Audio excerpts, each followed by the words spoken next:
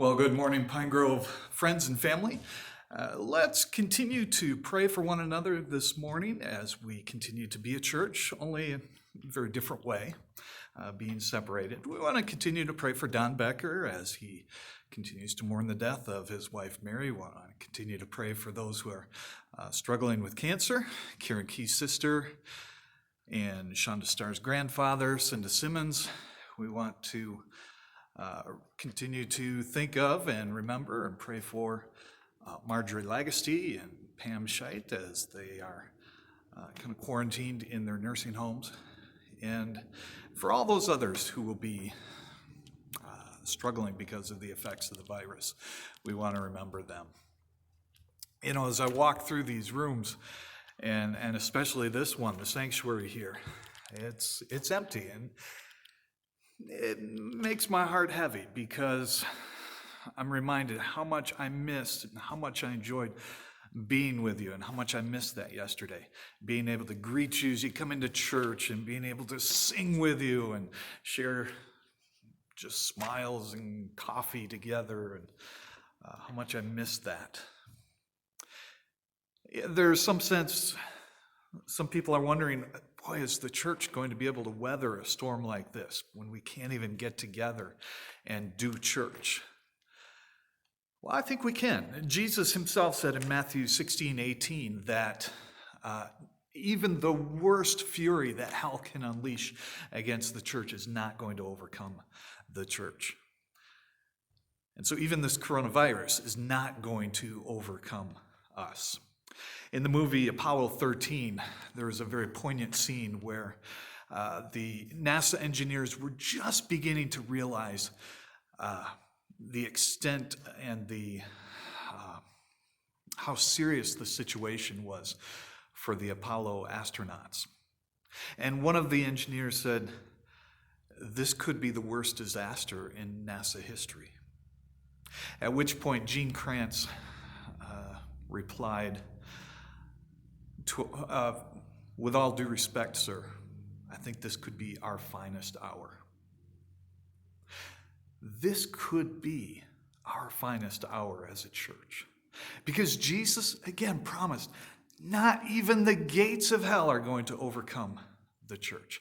And so we do church differently, and we are spread out as a church, but the church is not this. The church is you and me. And so the church exists wherever you are right now watching this video. So I believe we can make a choice. Every one of us has a decision to make. Are we going to be the kind of people and the church that complains and gripes and hoards everything we can for ourselves? Or are we going to be a finest hour church? Are we going to be a church that is eager to look past ourselves and look at the needs of others? I mean, historically, God's people, when there's times of tragedy and times of plagues, historically, God's people have been finest hour people. When the rest of the world is running away from those who are struggling, when the rest of the world is running away from those who are dealing with disease and death, God's people have been the ones fleeing toward those who are suffering, fleeing toward those who are most vulnerable. We can do that. We can be a finest hour church. So I encourage you, if you're over 60, please stay in. If you've got some kind of chronic condition, COPD, diabetes, asthma, something like that, please stay in your homes and reach out to others. Allow them to get you your groceries, get you your medicine, whatever you need. Just stay safe. And allow others to minister to you. And if you've got the opportunity to go out and you have some resources, please share those resources, whether it be toilet paper or extra food or a car and you're able to drive. I encourage you, call up your local school. Say, hey, can I volunteer to help pack lunches? Call your neighbor.